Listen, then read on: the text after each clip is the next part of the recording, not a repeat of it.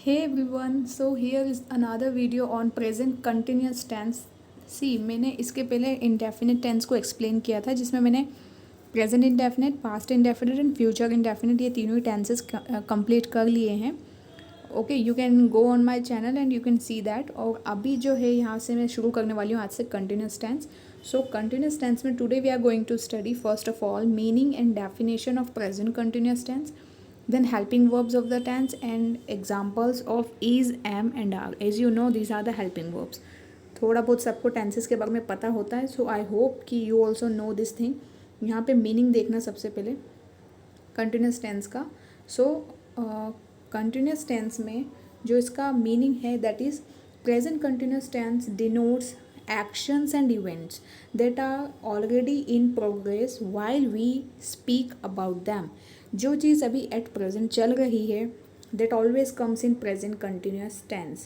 Okay, जैसे for example I am teaching, so this is in a continuous process, that is why it is present continuous tense. And you are listening me, you are seeing or you are watching the video, so this is present continuous tense, means the thing is already in progress.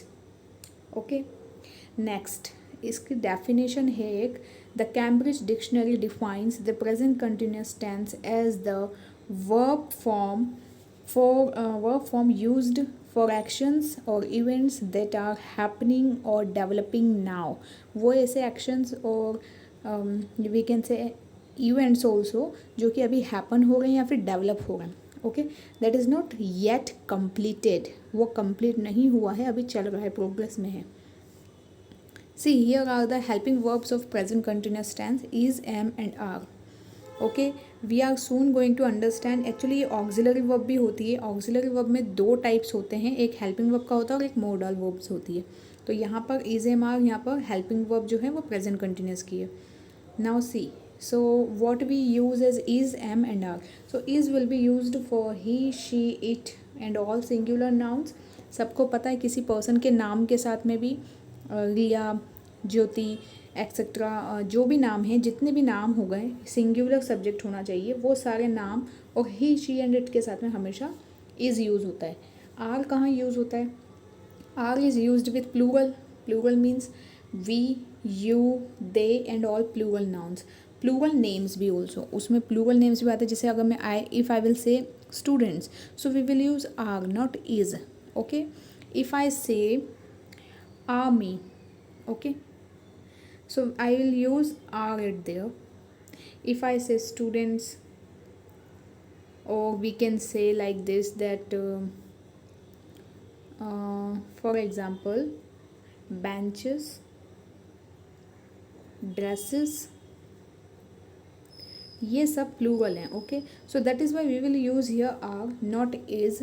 This are plural. Then next am.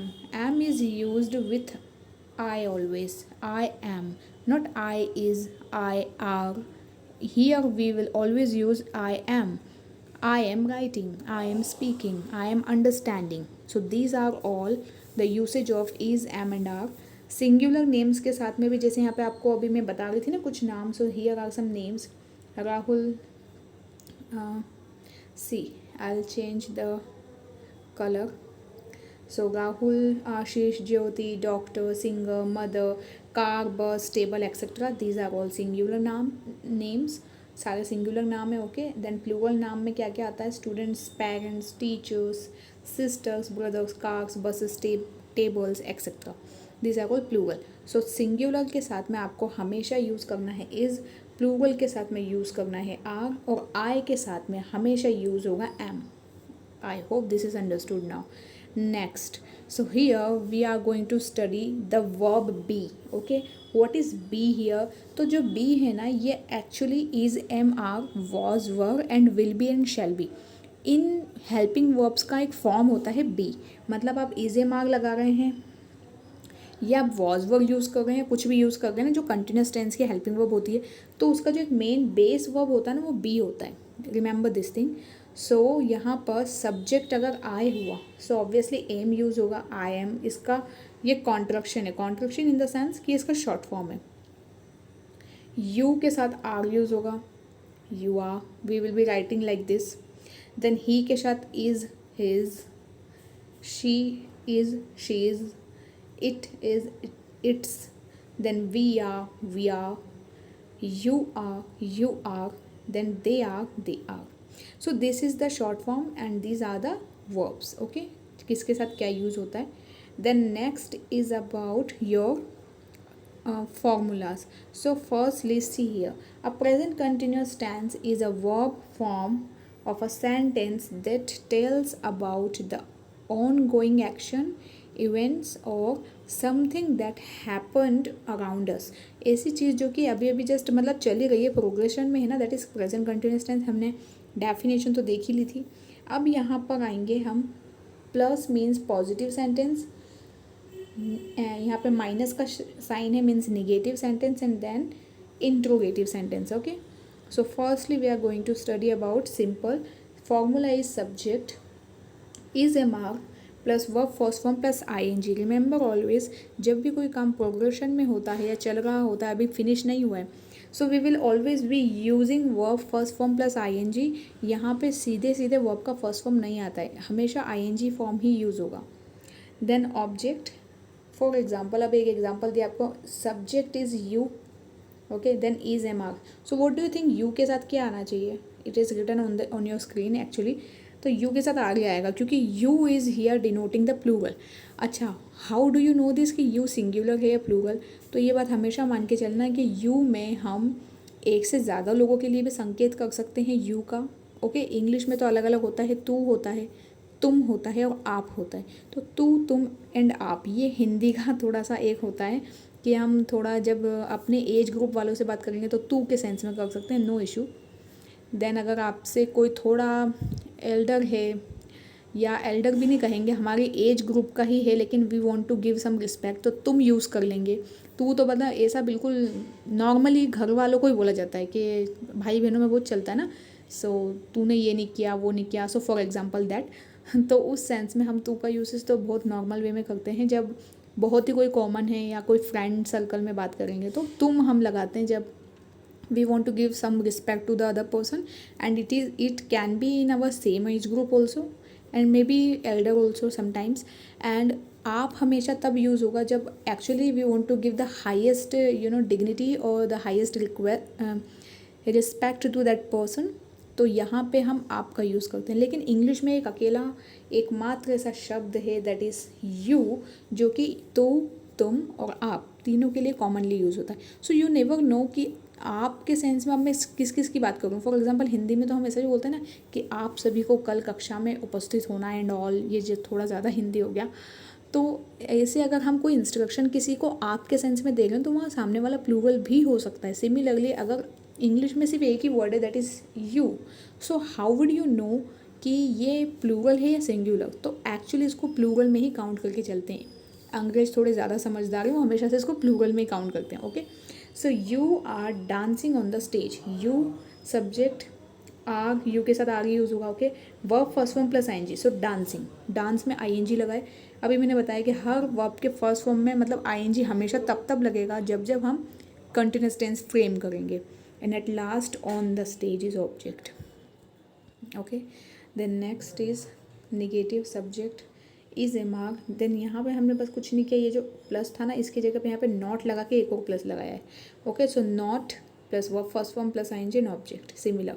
So you are not dancing on the stage. And at last जब हम question बनाते हैं, मतलब आपको मैंने last video में भी जब मैंने प्रेजेंट इनडेफिनिट एक्सप्लेन किया था, then also I explain you कि क्वेश्चन वाले सेंटेंसेस में हमेशा ये जो हेल्पिंग वर्ब्स होती है ना, इनको आगे ले आते हैं. So that frames a question but in the form of yes and no. For example अगर आप किसी से कुछ पूछ रहे हैं, जैसे अभी पहले इसका ही एग्जाम्पल एक देखते हैं, are you dancing on the stage. देखो फॉर्मूला है इज ए मार्क, मतलब आपने हेल्पिंग वर्ब को आगे ले आए. पूरा मतलब आपको कुछ नहीं करना है इस क्वेश्चन वाले सेंटेंस में, बस हेल्पिंग वर्ब आगे लानी है, बाकी पूरा sentence as it is follow होगा. Subject verb first form plus ING and object. So are is subject, you के साथ आगे यूज़ होगा. Okay, are then subject is you dancing, verb first form plus ING and on the stage is object. So are you dancing on the stage. तो अब जो answer आएगा ना वो या तो यस में आएगा या नो में आएगा. No, I am not dancing. Yes, I am dancing. So yes या नो वाले क्वेश्चन हमेशा हेल्पिंग वर्ब को आगे लाके बनते हैं। लेकिन अगर हमें कुछ डिटेल में पूछना है, so we will use WH word before this. WH words कौन से होते हैं? How, what, when, where, whom, okay, these are all WH words. तो अब यहाँ पर हम ये भी लिख सकते हैं why are you dancing on the stage. So अब इसका आंसर यस या नो में नहीं आएगा, क्योंकि मैंने यहाँ पे वाई लगा दिया है बिफोर वाई। अब आर तो आ रहा है, देखो आर मतलब ये जो आपका हेल्पिंग वर्ब है ना वो कहीं नहीं जाएगा, इसके पहले बस हेल्पिंग वर्ब के पहले WH वर्ड्स यूज हो जाएंगे। If I say why are you dancing on the floor, तो जो आंसर वो यस या नो में नहीं आके वो आएगा डिटेल में। जैसे we have to give some answer in a detail कि क्यों डांस कर रहे हैं हम, ओके। तो यहाँ पे आई होप कि ये अंडरस्टूड है आपको। अब नेक्स्ट एग्जांपल मैं ले रही हूँ, examples of present continuous tense. यहाँ पे वैसे तो डिफाइन थोड़ा हाईलाइट करके ही बताने की कोशिश की है, फिर भी let's see. I am eating fruit, इसका नेगेटिव होगा I am not eating fruit, interrogative होगा am I eating fruit, interrogative negative होगा am I not eating fruit, okay. एक चीज़ और है जो बताना यहाँ में भी रह गई, वो आपका ये है कि आप देखना ये जो क्वेश्चन वाले सेंटेंस होते हैं ना, एक होता है पॉजिटिव, एक होता है नेगेटिव और एक होता है क्वेश्चन, एक होता है नेगेटिव इंट्रोगेटिव सेंटेंस ऑल्सो। मतलब उसमें क्या होगा ना कि इजी मार्क तो आगे आएगा, हेल्पिंग वो ये सब्जेक्ट भी आएगा, लेकिन सब्जेक्ट के बाद में ना एक वर्ड होगा आएगा that is not. Are you not dancing on the floor, क्या तुम स्टेज पे डांस नहीं कर रही हो। सो यहाँ पे ये जो नॉट मैंने लगाया ना, ये इसका मीनिंग ये हुआ कि दो सेंटेंसेस का कॉम्बिनेशन है ये। देखो एक होता है नेगेटिव, एक होता है इंट्रोगेटिव।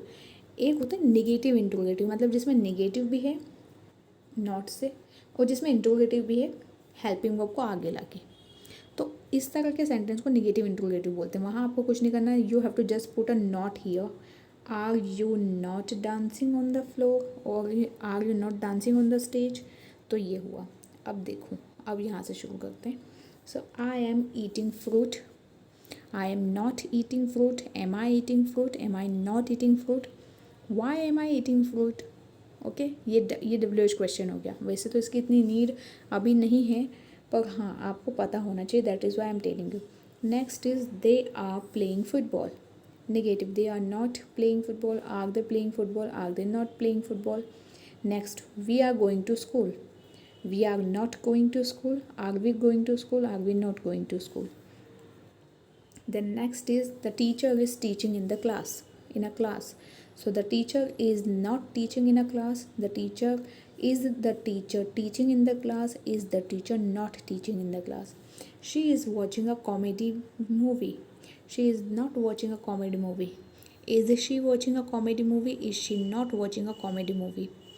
अब आपको ये करके दिखाना है कि मुझे ये जितने भी 6 to 10 के हैं ना, इन सब के मुझे positive sentence, negative, interrogative, okay, interrogative 1 and interrogative negative, ये मुझे बना के आप फ्रेम करके बताइएगा that you know this thing और not. Please let me know in the comments below, okay fine. So next slide is about वो same मैंने एक और एग्जांपल लिया है, जैसे I am playing football, negative I am not playing football, interrogative am I playing football. अब इसका interrogative negative क्या होगा, am I not playing football. जैसा कि मैंने आपको बताया कि एम तो है एम, फिर वहाँ पे आई भी है, लेकिन सब्जेक्ट आपकी जो हेल्पिंग वर्ब है और जो सब्जेक्ट है उसके जैसे बाद आपको बस नॉट लगाना है, तो वो नेगेटिव इंट्रोगेटिव हो जाता है, ओके। कुछ ज़्यादा करने की इसमें ज़रूरत नहीं है।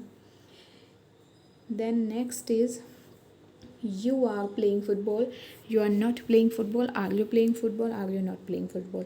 She is playing football, sorry, he is playing football, he is not playing football, is he playing football, is he not playing football.